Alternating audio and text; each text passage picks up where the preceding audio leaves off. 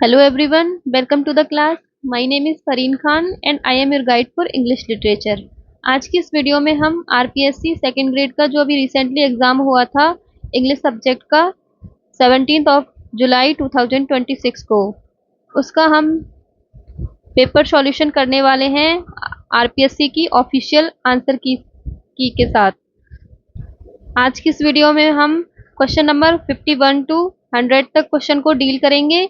इससे पहले के जो क्वेश्चंस हैं 1 टू 50 तक वो मैंने लास्ट वीडियो में कंप्लीट करवाए थे। अगर आपने वो वीडियो नहीं देखी है तो पहले उस वीडियो को कंप्लीट करें।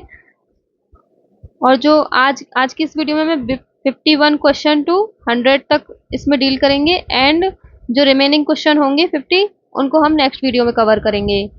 तो let's get started. Question number 51 is Thou still unravished bride of quietness is an example of option number 1 alliteration, option number 2 assonance, option number 3 allusion, option number 4 is allusion। तो इसमें हमें बताना है कि इसमें इस जो पोएम की ये लाइन है Thou still unravished bride of quietness, तो इसमें बताना है कि कौन सा फिगर ऑफ स्पीच इसमें यूज किया गया है। ये जॉन कीट्स की पोएम है odd on A Grecian earn. उसकी ये लाइंस हैं जिसमें जिसमें कि बताना है हमें कि कौन सा फिगर ऑफ स्पीच यूज हुआ है। तो alliteration, assonance, allusion and elision. तो इनमें एल्यूजन और एलिसन तो है नहीं, ये तो हमने स्किप कर दिया। लेकिन इसमें जो ये दोनों हैं एलिट्रेशन भी है और एजोनेंस भी है, क्योंकि इसमें देखो स्टिल अनरेविस्ड क्वाइटनेस, तो एस एस रिपीटेशन हो रहा है, तो इसमें एलिट्रेशन भी है एंड एजोनेंस भी है क्योंकि इसमें वॉवल्स की जैसे अनरेविस्ड, ब्राइड, ऑफ क्वाइट, तो इसमें वॉवल्स की भी रिपीटेशन हो रही है। तो वैसे तो इसमें दोनों ही करेक्ट आंसर हैं, बट आरपीएससी की मॉडल की के अकॉर्डिंग मैं आपको बता देती हूँ कि इसका आंसर आरपीएससी ने क्या माना है। 51 नंबर क्वेश्चन का आंसर माना है assonance. Assonance is better for RPSC की के अकॉर्डिंग। नेक्स्ट क्वेश्चन पे चलते हैं। Choose the correct option Gothic novels, यानी कि गॉथिक नॉवेल्स के बारे में बताना है कि इनमें से कौन कौन सी गॉथिक की स्टेटमेंट राइट है। Statement number A is concentrate on the fantastic, the macabre and the supernatural. तो ये तो गॉथिक की कैरेक्टरिस्टिक होती है, तो ये तो हमारा स्टेटमेंट ए तो सही होगा। Statement B is rediscover medieval themes and have medieval connotations, तो इसमें मिडाइवल कनोटेशंस भी होती हैं, बी भी राइट है। C is centre on passion, grief and terror, तो इसमें सेंटर ऑन पैशन भी होता है, ग्रीफ भी होता है और टेरर भी होता है, ये भी राइट है। D is use only Hellenistic super imagery, तो इसमें ओनली वर्ड नेगेटिव है, तो ये क्योंकि इसमें ओनली हेलेनिस्टिक सुपरनेचुरल इमेजरी का यूज़ नहीं होता, बल्कि सभी तरह की जितनी भी सुपरनेचुरल इमेजरी होती है उनका यूज़ किया जाता है, तो ये इसमें नहीं होगा। डी इज तो करेक्ट आंसर होगा हमारा A, B and C, that is option number 2, A, B and C. Next question पे मूव करते हैं। 53 number question. What does Chubukov think Lomov has come at first in the play A Marriage Proposal?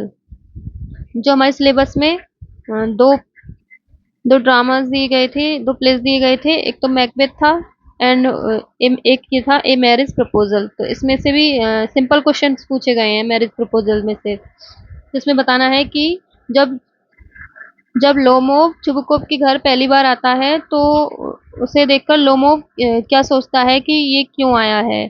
तो option number 1 is to borrow money, option number 2 is to propose, option number 3 is to quarrel, option number 4 is to hunt. तो इसका correct answer होगा option number 1, to borrow money, यानी कि Chubukov ये सोचता है कि ये मनी बोरो करने के लिए आया है।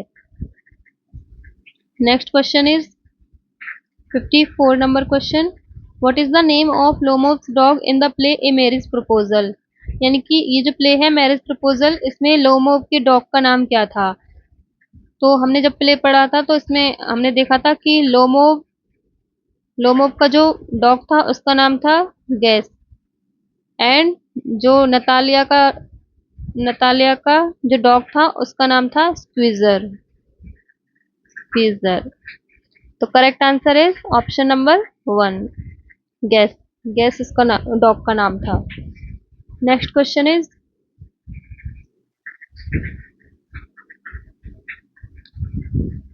55 नंबर क्वेश्चन।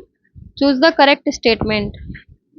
इसमें बताना है कि कौन सा स्टेटमेंट करेक्ट है। Ivan Lomov was bearing his evening dress and white gloves when he came to Chubukov's house because, यानी कि जब लोमोव चुबकोव के घर आया था तो उसने white dress, evening dress and gloves, जो हाथों के दस्ताने होते हैं वो पहन रखे थे। तो वो क्यों आया था चुबकोव के घर? Option number 1 is he wanted to borrow money. Option number 2 is he was going to the ball.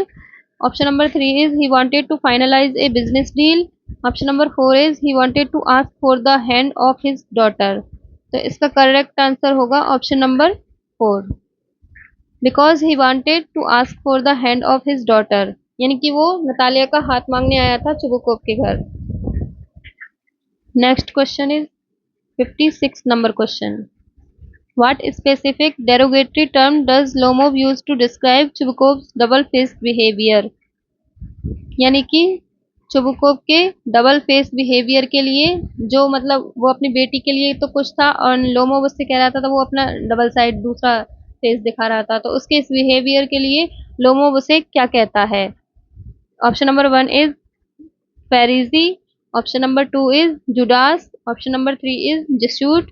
Option number 4 is heretic. तो correct answer is option number 3, वो उसको कहता है Jesuit. Next question is 57 number. Who kills Macbeth in the play Macbeth by Shakespeare? इसमें पूछा गया है कि मैकबेथ को कौन किल करता है। जो हमारा मैकबेथ प्ले है उसमें मैकबेथ को लास्ट में कौन मारता है?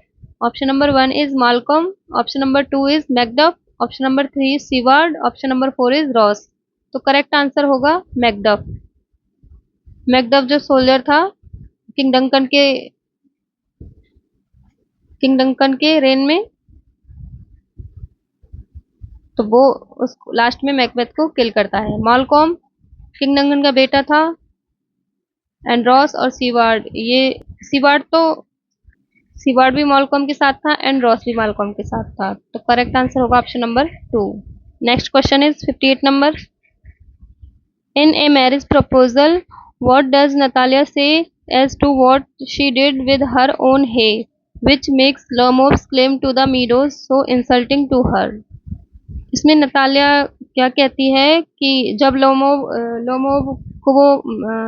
क्लेम करता है कि वो मीडोज बहुत इंसल्टिंग है उसके लिए, तो नतालिया उसको क्या कहती है कि option number 1 is she let it rot. Option number 2 is she burn it to clear the land. Option number 3 is she sold it at a loss. Option number 4 is she lent her threshing machine to Lomov and on that account she had to put off her own threshing till November. तो correct answer is option number 4, because she give Lomov threshing machine, यानी कि वो Lomov को अपनी threshing machine दे देती है, और उसकी वजह से वो अपनी जो उनकी थ्रेशिंग थी वो नवंबर तक डिले हो जाती है, तो वो ये उससे कहती है। Next question is 59 number. Which character is the first to explicitly refer to Macbeth as a tyrant within the play? यानी कि जो मैकबेथ हमारा प्ले है उसमें पहली बार मैकबेथ को टायरेंट कौन कहता है? Option number 1 is Malcolm. Option number 2 is Lennox. Option number 3 is Ross. Option number 4 is Banquo. तो वैसे तो इसका करेक्ट आंसर लेनॉक्स होगा, बट आरपीएससी की की में मालकॉम को इसका आंसर माना है। ऑप्शन नंबर 1 मालकॉम को इसको आंसर माना है, लेकिन जो हम प्ले में ओरिजिनली देखते हैं तो सबसे पहले मालकॉम ने भी उसको टायरेंट कहा है, लेकिन उसको लास्ट कहा था। यहाँ पूछा है कि फर्स्ट फर्स्ट किसने कहा, तो correct answer is option number, वैसे की के अकॉर्डिंग तो मालकॉम है, लेकिन लेनॉक्स इज करेक्ट आंसर। अब ये फाइनल की आएगी, उसके बाद ही पता चलेगा कि आरपीसी ने इसका आंसर क्या माना है, right. Next question is 60 number question. whom does Duncan proclaim as the prince of Cumberland? यानी कि डंकन किसको लास्ट प्रिंस ऑफ कम्बरलैंड घोषित करता है? Option number 1 is Macbeth, option number 2 is Banquo, option number 3 is Malcolm, option number 4 is Donalbain. तो इसका correct answer होगा option number 3 Malcolm. Play के शुरुआत में ही जब मैकबेथ और बैंको जब वॉर से लौट के आते हैं तो उसी उसी दरबार में वो उसकी मैकबेथ की और बैंको की प्रेस करता है डंकन, एंड मालकॉम को अगला राजा घोषित करता है, यानी कि उसको प्रिंस ऑफ कम्बरलैंड घोषित करता है। Next question is 61 number question. Who prophetically exclaims thou shall get kings thou though thou be none? ये भी अगेन मैकबेथ का ही क्वेश्चन है कि कौन सी विच है जो प्रोफेसी करती है कि दाउ shall get kings thou though thou be none. तो option number 1 is first which, option number 2 is second which, option number 3 is third which, option number 4 is lady Macbeth. तो इसका करेक्ट आंसर होगा option number 3। Third which proclaim करती है कि ये बैंकों के कॉन्टेक्स्ट में वो भविष्यवाणी करती हैं, जो विचेज होती हैं। तो उनमें से जो थर्ड विच होती है उसका ये स्टेटमेंट होता है कि दाउ shall get kings thou though thou be none. Next question is 62 number question. Which of the following is not a story by R K Narayan? तो इसमें बताना है कि हमारे जो सिलेबस में था मालगुडी डेज, तो ये उसका क्वेश्चन है। तो बताना है कि मालगुडी डेज में इनमें से कौन सी स्टोरी इंक्लूडेड नहीं है। Option number 1 is the blind dog, option number 2 is engine trouble, option number 3 is the parting gift, option number 4 is out of business. तो इसमें ब्लाइंड डॉग भी है, एंजिन ट्रबल भी है एंड आउट ऑफ बिजनेस भी है, लेकिन the parting gift इसमें नहीं है। तो करेक्ट आंसर इसका ये होगा। Next question is 63 number question. Govind Singh sanity was he question in the story gentleman's gift as? यानी कि जो मालगुडी डेज है उसमें एक गोविंद सिंह की स्टोरी है, यानी कि जो एक स्टोरी का टाइटल है ए गेटमैन्स गिफ्ट, जिसमें कि गोविंद सिंह होता है जो कि एक गेट कीपर होता है। तो वो लास्ट में पागल हो जाता है। तो उसके बारे में बताया है कि इनमें से कौन सा स्टेटमेंट राइट है। Option number 1 is he started making clay dolls after 25 years of respectable service in India. Option number 2 is he believed his pension is stopped. Option number 3 is he carried a registered postal envelope and asked everyone what was inside it. Option number 4 is he wanted to gift a street scene to play to the general manager. तो correct answer होगा इसका option number 3, यानी कि वो पागल इसलिए होता है कि because he carried a registered postal envelope and asked everyone what was inside it. Next question is 64 number question. In the play Macbeth the line to be thus is nothing I but to be safely thus act third scene 1 marks the shift in Macbeth motivation from. यानी कि इसमें बताना है कि इसमें जो Macbeth का shift होता है उसके मोटिवेशन का वो कैसे होता है। ये लाइंस दी गई हैं, to be thus is nothing but to be safely thus. इसका करेक्ट आंसर होगा option number 1 ambition to paranoia. यानी कि शुरुआत में तो वो एम्बिशियस होता है, लेकिन जैसे जैसे जब किंग डंकन का वो मर्डर कर देता है तो वो अपने आप को पैरानोया की सिचुएशन में भी फील करता है। तो उसका शिफ्ट होता है ambition to paranoia. Next question is 65 number. In the edge from Malgudi days what is Ranga's occupation? यानी कि द एज स्टोरी है मालगुडी डेज की, तो इसमें जो हमारा प्रोटैगनिस्ट है रंगा, उसका क्या ऑक्यूपेशन होता है। Option number 1 is knife grinder, option number 2 is cobbler, option number 3 is porter, option number 4 is tailor. The correct answer is option number 1. He is a knife grinder. Next question is 66 number question. What weapon does the narrator finally use in the story The Tiger's Claw? यानी कि ये भी मालगुडी का question है कि मालगुडी में एक story है द टाइगर्स क्लॉ, तो उसमें नरेटर जो वेपन यूज करता है उस टाइगर को मारने के लिए वो कौन सा वेपन यूज करता है? Option number 1 is stick, option number 2 is revolver, option number 3 is long knife, option number 4 is spear. तो इसका करेक्ट आंसर होगा option number 3, a long knife, जिससे कि वो उस टाइगर के एक क्लॉ को काट देता है. Next question is 67 number. Who among the following is the narrator of the story the tiger's claw? इसमें बताना है कि अगेन मालगुडी का ही क्वेश्चन है कि इसकी जो ये स्टोरी है द टाइगर क्लॉ, इसमें नरेटर कौन है? Option number 1 is the talkative man, option number 2 is the station master, option number 3 is the porter of the station, option number 4 is one of the passengers on the train. तो correct answer is option number 1, the talkative man, यानी कि जो story सुनाता है वो talkative man सुनाता है. Next question is 68 number question.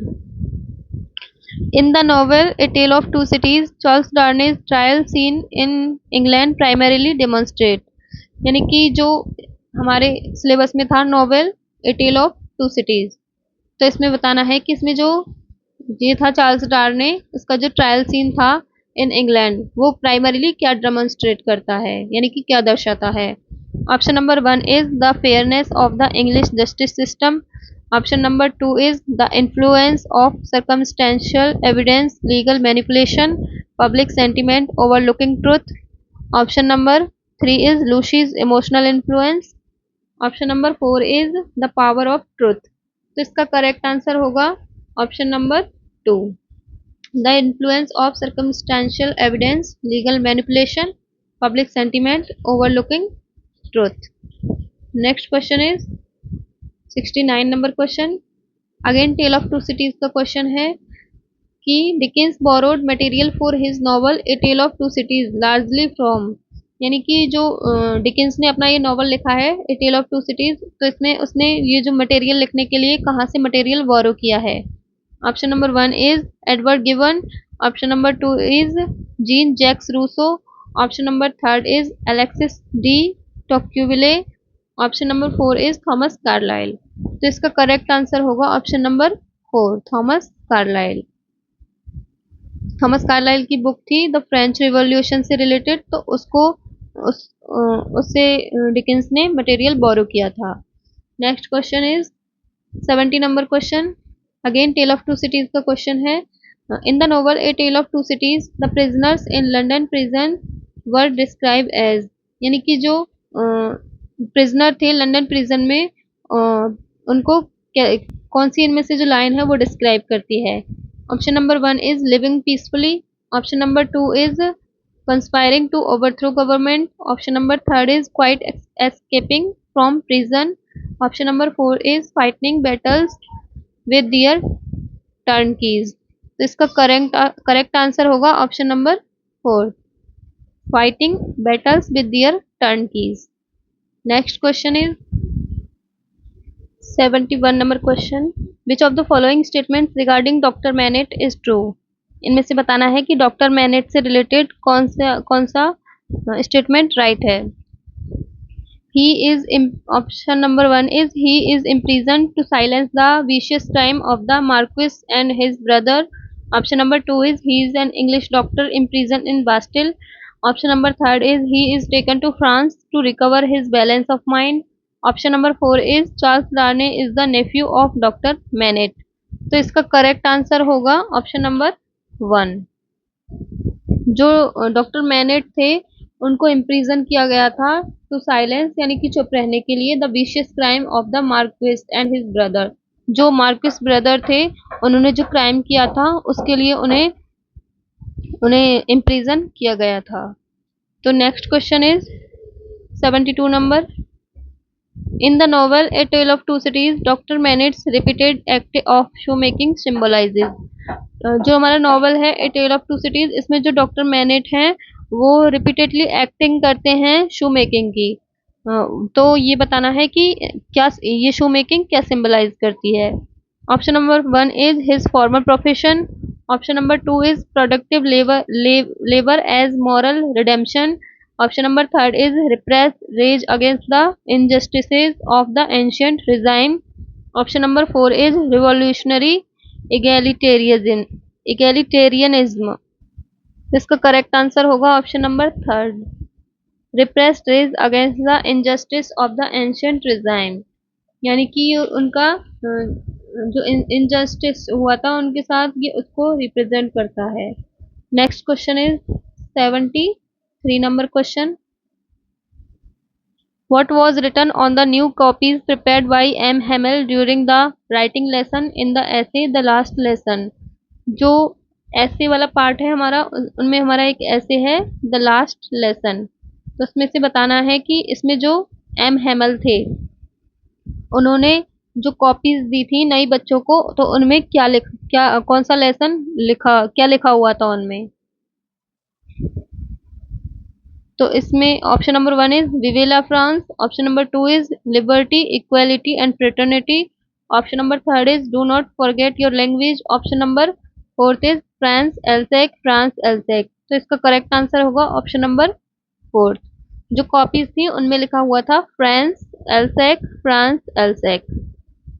तो और इन्हें इसको ये भी बताया कि ये ऐसे लग रहे थे कि जैसे कि जो फ्रांस के फ्लैग्स कॉपी में लग रहे हों, इस तरह से उनको ऐसे रिप्रेजेंट किया था।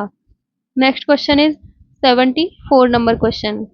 विच of the following statements is correct in the context of Shaw's concept of unnatural slavery of man to man. तो ये हमारा ऐसे था, जीबी शॉ का ये ऐसे था हमारे सिलेबस में, फ्रीडम। उसका ये क्वेश्चन है कि इसमें बताने कौन से स्टेटमेंट राइट हैं। A is it is hateful to the body and the spirit. इसमें बताना है जो स्लेवरी बताई थी उसमें दो टाइप की स्लेवरी बताई थी, slavery of man to man and slavery of nature to man. तो इसमें बताना है slavery of man to man के कॉन्टेक्स्ट में कौन से स्टेटमेंट राइट है। It is helpful to the body and the spirit, तो ये करेक्ट है। B is Shaw suggest the slavery survive even when outwardly disguise as employment, तो ये भी करेक्ट है। C is schools and newspaper help us realise our slavery, तो ये wrong हो जाएगा बिकॉज ये हमारी help, schools and newspapers helps not, ये हेल्प नहीं करते हैं टू रियलाइज आवर स्लेवरी। तो इसका करेक्ट आंसर होगा statement number A and B, which is option number 3rd। Next question is 75 number question. What does M Hamel write on the blackboard at the end of the story the last lesson. यानी कि last lesson में जो M Hemal हैं वो story के and में black board पर क्या लिखते हैं। Option number 1 is good bye. Option number 2 is German rules. Option number 3 is vive la France. Option number 4 is the end. तो इसका करेक्ट आंसर होगा option number 3rd, vive la France. Next question is 76 number question. which of these is not mentioned by Bernard Shaw as a necessary activity that limits freedom। Again ये freedom का question है, freedom ऐसे का, जिसमें से बताना है कि बर्नार्ड शॉ ने कौन सा मेंशन नहीं किया है as a necessary activity that limits freedom, जो फ्रीडम को लिमिट करती है। Option number 1 is eating, second is dancing, option number 3rd is washing and dressing, option number 4th is getting about from place to place. तो इसमें eating भी है, washing and dressing भी है, getting about from place to place भी है, लेकिन dancing नहीं है। तो करेक्ट आंसर होगा option number 2। Next question is 77 number question. What is the generals element in the story the enemy. ये अगेन हमारा एक ऐसे था, the enemy, Pearl S Buck का ये ऐसे था, पर्ल एस बक। तो इसमें बताना है कि इसमें एक जनरल थे, तो इसमें बताना है कि general Takima, if I am not wrong, general Takima, yes, general Takima's के बारे में बताना है कि उनको कौन सी डिजीज थी। Option number 1 is heart disease, option number 2 is gall bladder trouble, option number 3 is panic attack, option number 4 is kidney stones. तो इसका करेक्ट आंसर होगा option number 2, gall bladder trouble. Next question is 78 number question. Addition in the ऐसे meditation इन Westminster एबे describe his mood at the beginning of the essay as serious. How does he distinguish it from melancholy? तो ये Joseph addition का ये ऐसे था, meditations in Westminster एबे। तो इसमें बताना है कि इसमें से कौन सा मूड डिस्क्राइब करता है बिगनिंग में, जो राइटर हैं उनके मूड को क्या डिस्क्राइब करता है, फ्रॉम सीरियस टू, और इसको कैसे अलग करता है मेलंकली से। इसके statements is option number 1 is melancholy is a weak passion of the mind, seriousness is a compose reflection on the vanity of life. तो इसका करेक्ट आंसर ऑप्शन नंबर 1 हो जाएगा। Melancholy is a weak passion of the mind, seriousness is a compose reflection on the vanity of life. यानी कि melancholy एक week side दिखाता है mind की, एंड सीरियसनेस एक रिफ्लेक्शन होता है वैनिटी ऑफ लाइफ का। Next question is 79 number. In the essay meditations in Westminster Abbey which of the following humours is aroused when the author saw kings lying by those who deposed them. तो इसमें बताना है कि इनमें से कौन सा ह्यूमर अराउज होता है ऑथर का जब वो किंग्स को उनके साइड बाई जिन्होंने उनको डिपोज किया था उनको लेटे हुए देखता है। तो इनमें से कौन सा ह्यूमर अराउज होता है।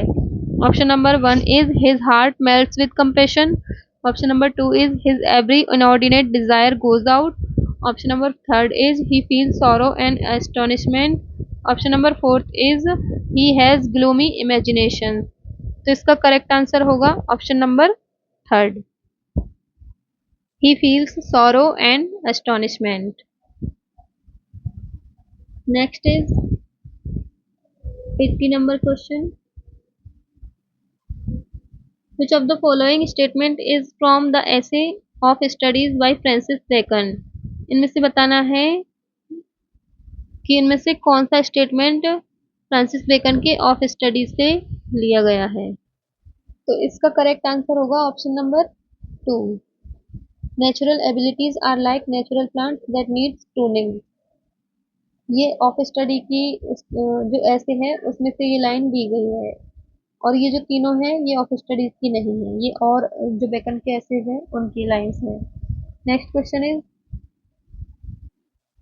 In the essay my relations Lamb describe his cousin James Elia as having a unique philosophy about broken objects. How does James explain it when he break something. यानी कि जो ऐसे है चार्ल्स लैम का माई relations, इसमें जो lamb के जो कजिन हैं जेम्स एलिया, तो उनकी कौन सी यूनिक फिलोसफी है जो बताती है कि जब वो ब्रोकन ऑब्जेक्ट्स टूट जाते हैं तो उनके बारे में वो क्या जेम्स क्या क्या कहते थे, यानी क्या किस तरह से उसको एक्सप्लेन करते थे जब वो टूट जाते थे। Option number 1 is he blames the servants, यानी कि वो सर्वेंट्स को ब्लेम करते थे। Option number 2 is he claims the object was already cracked, या फिर वो क्लेम करते थे कि ये ऑब्जेक्ट पहले से टूटा हुआ था। Option number 3 is he believes the object broke itself due to its own fragile nature, या फिर वो ऐसा बिलीव करते थे कि ये ऑब्जेक्ट इसलिए टूटा है इटसेल्फ क्योंकि ये बहुत फ्रेजाइल नेचर का है, यानी कि बहुत ही हम कह सकते हैं बहुत ही लचीला टाइप या नाजुक टाइप। तो next is he immediately page for it, या फिर वो इमीडिएटली इसके लिए पे कर देते थे। तो इसका करेक्ट आंसर होगा option number 3, he believes that the object broke itself due to its own fragile nature. Next is 82 number question. ये कमला दास की पोइम का क्वेश्चन है। In the poem my mother at 66 when the speaker compare her mother to a corpse. She notes that her mother's mouth was open. What specific realization accompanies this image? यानी कि जो poem है माई mother at 66 कमला दास की, तो उसमें वो speaker हैं, वो अपनी मदर को कंपेयर करती हैं कॉप से, यानी कि एक लाश से कंपेयर करती हैं। तो इसमें बताना है कि शी जब वो अपनी मदर का मुंह ओपन यानी खुला हुआ देखती हैं तो उन्हें एक कॉप से कंपेयर करती हैं। तो ये इनमें से बताना है कि कौन सा स्पेसिफिक रियलाइजेशन इस इमेज में शो होता है। Option number 1 is that her mother had passed away in her sleep. Option number 2 is that her mother looked exactly as old as she actually was. Option number 3 is that the speaker had neglected her mother for too long. Option number 4 is that the mother was in physical pain. तो इसका correct answer होगा option number 2, that her mother looked exactly as old as she actually was. Next question is 83 number question. Reading maketh a full man, conference a ready man, and writing an blank space in the appropriate word. ये again bacon का ऐसे है, bacon का of study से लिया गया है ये क्वेश्चन। इसमें बताना है कि ये इसकी बहुत फेमस लाइन है कि reading maketh a full man, conference a ready man, and writing an exact man. तो इसमें option number 1 is attractive man, not, exact man yes, expert man no, intelligent man no. तो इसका correct answer होगा option number 2, exact man. Next question is according to the poet the casuarina tree should be remembered like the immortal trees of. ये तोरूदत्त की poem है our कैजुरिना tree. उसमें उसका question है कि इसमें जो कैजुरिना ट्री है उसको रिमेम्बर किया जाएगा इमोर्टल ट्री की तरह, जैसे कि option number 1 is Calcutta, option number 2 is France, option number 3 is Borrowdale, option number 4 is Italy. तो ये वर्ड्सवर्थ के बोरोडेल ट्री को जैसे रिमेम्बर किया जाता है ऐसे ही कैजुरिना ट्री को रिमेम्बर किया जाएगा। तो इसका करेक्ट आंसर होगा option number 3, बोरोडेल। Next question is 85 number. In the poem The Love Song of J. Alfred Prufrock, which modernist feature is most evident? Option number 1 is linear narrative, option number 2 is strict rhyming scheme, option number 3 is fragmented imagery, option number 4 is pastoral setting. तो इसमें बताना है, ये poem है Eliot की the love song of J Alfred Prufrock. तो इसमें बताना है कि एलियट जो मॉडर्निस्ट राइटर थे, तो उन मॉडर्न पोइट थे, तो उनका कौन सा फीचर सबसे ज़्यादा मोस्ट एविडेंट है। जिसका करेक्ट आंसर होगा option number 3 is correct answer, fragmented imagery. यानी कि ये जो पोएम है इसमें भी एलियट ने फ्रेगमेंट्स को जोड़ जोड़ के ये पोएम्स राइट की थी, जैसे कि एलियट की ऑलमोस्ट वर्क्स में देखा जाता है, जैसे कि उसका चाहे वेस्टलैंड हो या फिर the love song of J Alfred Prufrock को, कोई भी पोएम हो वो फ्रेगमेंटेड इमेजरी को यूज करते हैं। Next question is 86 number question. Which of the following statement about the poem Night of the Scorpion do you find correct? में बताना है पोएम है निज़िम इज़िकील की नाइट ऑफ द स्कॉर्पियन, तो उसके बारे में बताना है कि कौन सा स्टेटमेंट करेक्ट है। The villagers found the scorpion that had bitten the mother in the rice barn. Option number 2 is the peasants called a doctor who gave medicine to the mother and cure her. Option number 3 is the mother died because of the scorpion sting. Option number 4 is the father was a rationalist yet he tried every curse and blessing, powder, mixture, herb and hybrid. तो इसका correct answer होगा option number 4, the father was a rationalist yet he tried every curse and blessing, powder, mixture, herb and hybrid. इसमें father का जो rationalist behaviour है उसको show करता है कि यद्यपि जो फादर था वो रेशनलिस्ट था, फिर भी वो जो मदर थी उसकी जो स्कॉर्पियन ने उसको काटा था उस कर्ज के लिए वो every blessing, powder, mixture, herb and hybrid हर चीज का यूज कर रहा था। तो इसका करेक्ट आंसर होगा option number 4। Next question is 87 number. In the poem The Solitary Reaper, the speaker's inability to understand the language of the song suggests that solitary reaper Wordsworth की पोएम है। इसमें बताना है कि इसमें स्पीकर की inability to understand, यानी कि वो जो सॉलिटरी रीपर थी वो गाना गा रही थी और वो उसको समझ नहीं आ रहा था स्पीकर को। तो उसमें बताना है कि कौन सी ये सॉन्ग सजेस्ट करता है। Option number 1 is the language acts as a barrier to emotional connection. Option number 2 is meaning in poetry depends on literal comprehension. Option number 3 is emotional truth transcend linguistic boundaries. Option number 4 is the song loses significance without translation. तो इसका correct answer होगा option number 3, emotional truth transcends linguistic boundaries, यानी कि जो reaper का song था वो speaker को इतना इतना अच्छा लग रहा था कि भले ही उसको वो समझ में नहीं आ रहा हो, लेकिन फिर भी वो उसको सुने जा रहा था। तो next question is 88 number question. The violence effect as mention as a song for Saint Cecilia's days includes all except. इनमें से बताना है कि ये जो पोएम है a song for Saint Cecilia's day Dryden की पोएम है। हाँ, तो इसमें बताना है कि इसमें जो वायलिन का इफेक्ट है इनमें से कौन सा नहीं है। वायलिन के 3 तो इफेक्ट्स हैं इनमें से और एक नहीं है, तो वो कौन सा नहीं है।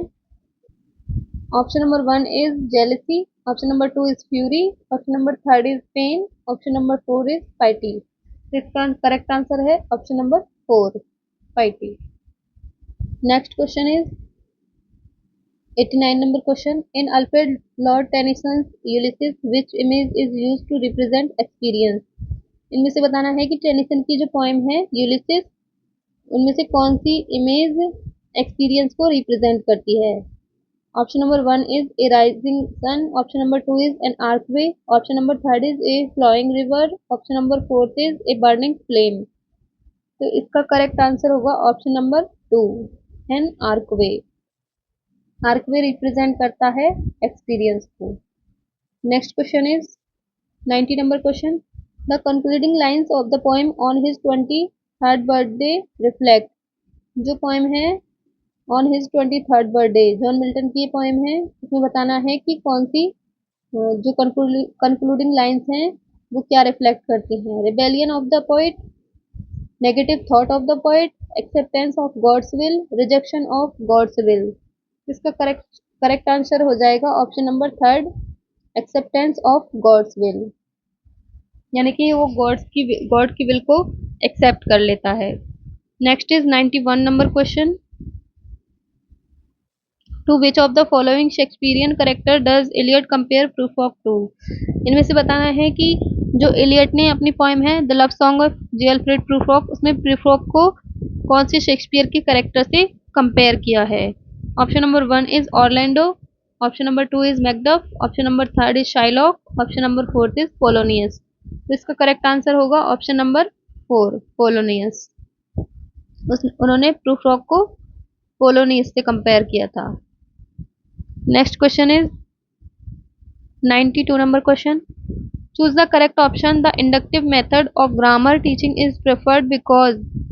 अभी हमारा मेथड्स का क्वेश्चन है जिसमें बताना है कि the inductive method of grammar teaching is preferred because, यानी कि ग्रामर टीचिंग में इंडक्टिव मेथड को प्रेफर किया जाता है, तो ये क्यों यूज किया जाता है। Option number 1 is it start with some examples from which rule is inferred, option number 2 is it start with some rules and is followed by some examples, option number 3 is only real context are allowed, option number 4 is only pictures are used. तो इसका correct answer होगा option number 1 it start with some examples from rule is inferred. तो inductive method में क्या होता है, सबसे पहले एग्जांपल्स दिए जाते हैं और एग्जांपल टू रूल फॉलो किया जाता है, और जो डिडक्टिव मेथड होती है उसमें रूल टू एग्जांपल जाते हैं। तो इसका करेक्ट आंसर हो गया option number 1। Next is 93 number question.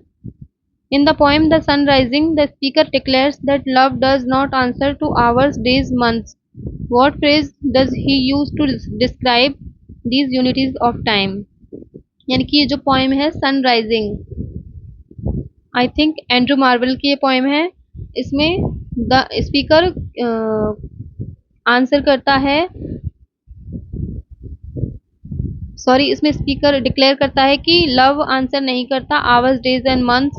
तो इसमें कौन सी फ्रेज का यूज किया गया है, इनके लिए मतलब टाइम्स के लिए कौन सी फ्रेज का यूज किया गया है?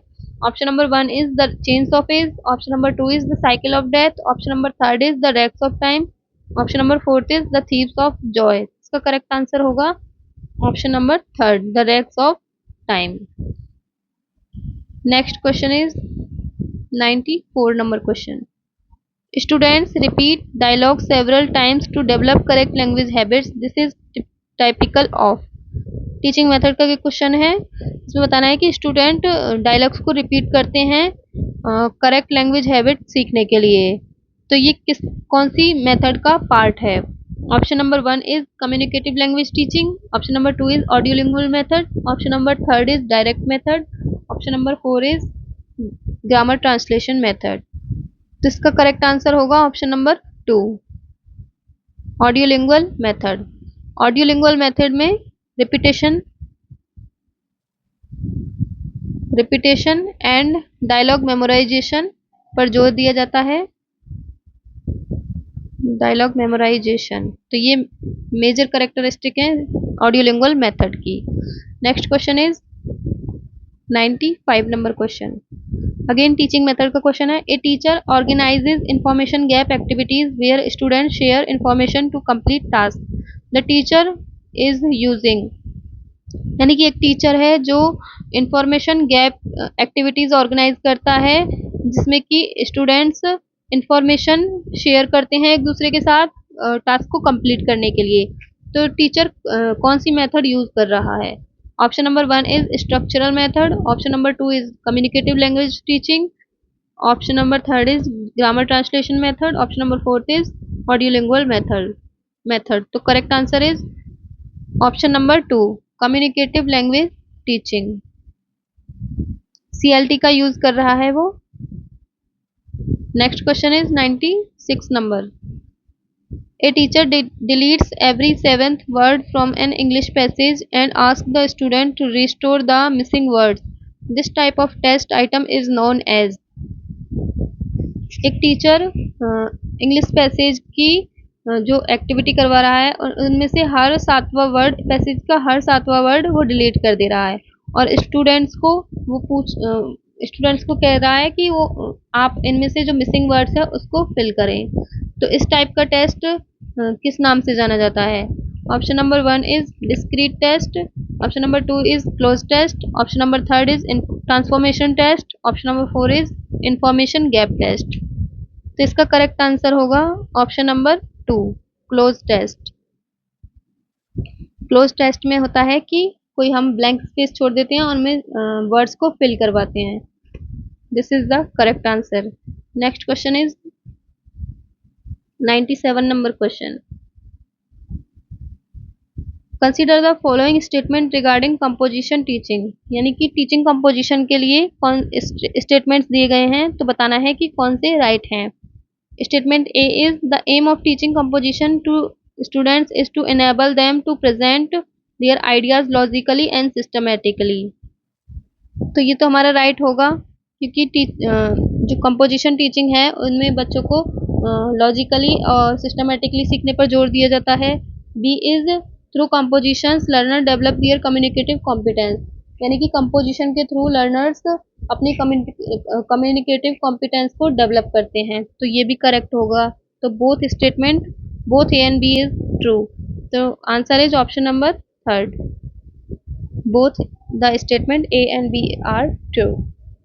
Next question is 98 number। A teacher repeatedly makes the learners practice sentence patterns such as this is a pen and that is a book. This is characteristic of, यानी कि एक टीचर बच्चों को practice sentence pattern की practice सिखाता है, जैसे कि this is a pen, that is a book. तो ये कौन सी मेथड की करेक्टरिस्टिक है? तो ऑप्शन नंबर 1 इज CLT यानी communicative language teaching, option number 2 is direct method, option number 3 is structural method, option number 4 is grammar translation method. तो इसका करेक्ट आंसर होगा ऑप्शन नंबर 3, स्ट्रक्चरल मेथड। क्योंकि structural method में structure पे जोर दिया जाता है और बच्चों को जो सेंटेंस की स्ट्रक्चर होती हैं उनके थ्रू उन्हें सिखाया जाता है। Next question is 99 number question. According to J.A. Bright, the more advantageous order of teaching English language activities is। इनमें J.A. Bright के अकॉर्डिंग बताना है कि टीचिंग ऑफ इंग्लिश लैंग्वेज का कौन सा वे राइट है, यानी कि उसको ऑर्डर में बताना है। ये जो हमारी स्किल्स होती हैं, लर्निंग स्किल्स LSRW, तो उनको J.A. ब्राइट के अकॉर्डिंग बताना है। तो वैसे तो जनरली तो हमारा एक ऑर्डर होता है LSRW, लेकिन जो J.A. ब्राइट हैं J.A. ब्राइट, उनके अकॉर्डिंग वो सबसे पहले L, फिर S, फिर W एंड देन R। वो R और W को चेंज कर देते हैं। L फॉर लिसनिंग हो गया, S for speaking, W for writing and R for reading. इसमें यहाँ पे ये जो ऑप्शंस हैं इनमें जो L है उसको अंडरस्टैंडिंग के थ्रू शो किया है, तो हमारा करेक्ट पेयर हो जाएगा understanding, speaking, writing and reading. तो correct answer is option number 3। Next question is 100 number question. Which of the following is not correct about direct method of second language teaching। यानी कि इनमें से बताना है कि direct method of second language teaching, यानी कि सेकंड लैंग्वेज टीचिंग में जो डायरेक्ट मेथड है उसका कौन सा ऑप्शन राइट है। Direct association between thoughts and words, second is stress is laid on functional grammar and not on theoretical grammar, option number 3 is inhibition of mother tongue, option number 4 is emphasis is laid on speaking words and not on full sentence। तो इसका correct answer होगा option number 4। Sorry, इसमें बताना है कि कौन सा right नहीं है, तो इसका करेक्ट आंसर होगा option number 4, emphasis is laid on speaking words and not on full sentence। जबकि इसमें फुल सेंटेंस पे जोर दिया जाता है, ओनली स्पीकिंग पे जोर नहीं दिया जाता, तो यही करेक्ट आंसर हो जाएगा। तो ये थे आज के 50 क्वेश्चंस 51 to 100। इससे पहले की वीडियो थी पार्ट 1, जिसमें मैंने 1 to 50 क्वेश्चंस करवाए थे।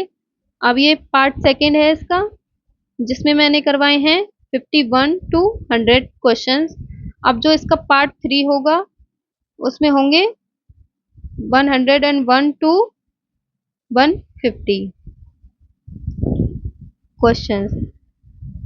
तो अगर आपने पहले वाला पार्ट नहीं देखा है तो पहले उससे कंप्लीट करें, फिर ये वाला पार्ट और देन नेक्स्ट वीडियो वाला part.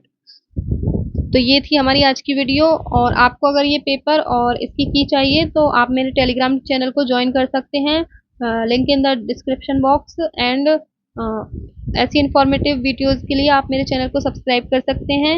If you do like this video, please do like, share and subscribe to my channel. Thank you.